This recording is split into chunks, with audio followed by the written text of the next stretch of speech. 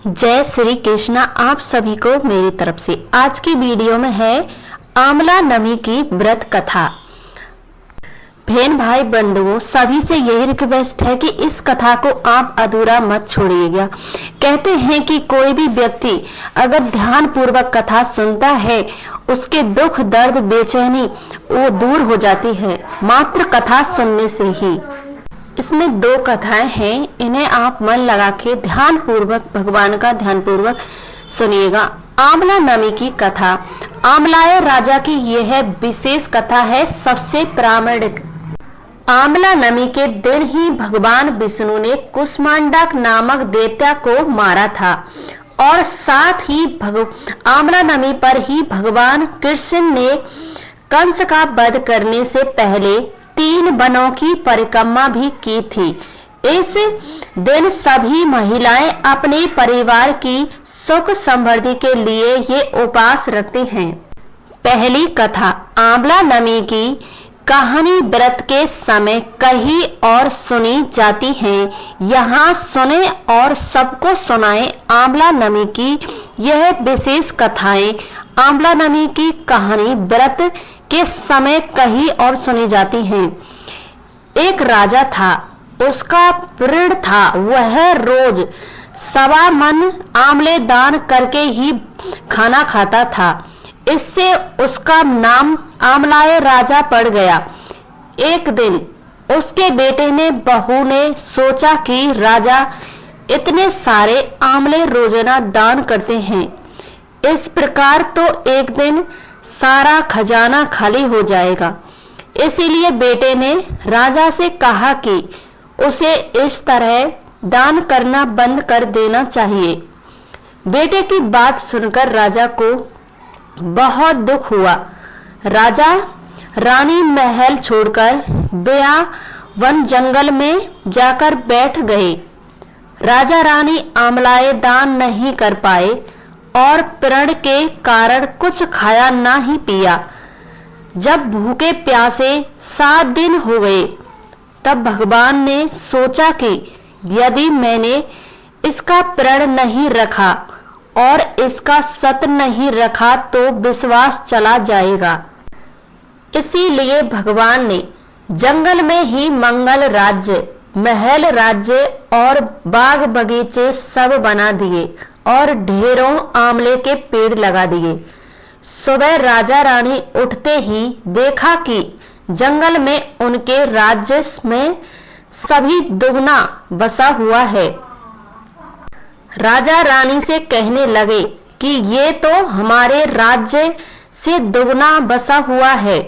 राजा रानी देख कहते हैं, सत मत छोड़े सूरमा मत छोड़ा, मत जाए सत की छोड़ी, लक्ष्मी फिर मिलेगी आए। आओ आंवले दान करें और भोजन।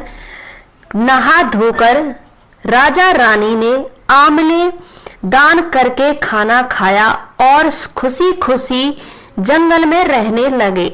उधर आंवलाय देवता का अपमान करने के बाद माता पिता से बुरा व्यवहार करने के कारण बहू बेटे के बुरे दिन आ गए। राज्य दुश्मनों ने छीन लिया।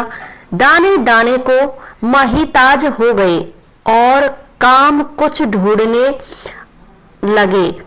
काम ढूंढते ढूंढते अपने पिताजी के राज्य में आ पहुंचे। उनके हालात इतने बिगड़े हुए थे कि पिता ने उन्हें बिना पहचाने हुए ही काम पर रख लिया। बेटे बहू सोच भी नहीं सकते कि उनके माता पिता इतने बड़े राज्य के मालिक भी हो सकते हैं। उन्होंने भी अपना माता पिता को नहीं पहचाना। एक दिन बहू ने सास के बाल गूंथते समय उनकी पीठ पर मस्सा देखा। उसे यह सोचकर रोना आने लगा कि इस जैसा मस्सा तो मेरी सास के भी पीठ पर है। बहू सोचने लगी कि हमने उन्हें आंवला दान नहीं करना दिए तो ना जाने धन कहीं नष्ट ना हो जाए हमारा। इसीलिए आज न जाने कहाँ होंगे हमारे माता पिता। न जाने कहाँ होंगे।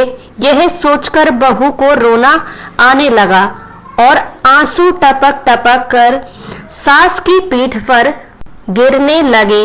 रानी ने तुरंत पलटकर देखा और पूछा कि तू क्यों रो रही है।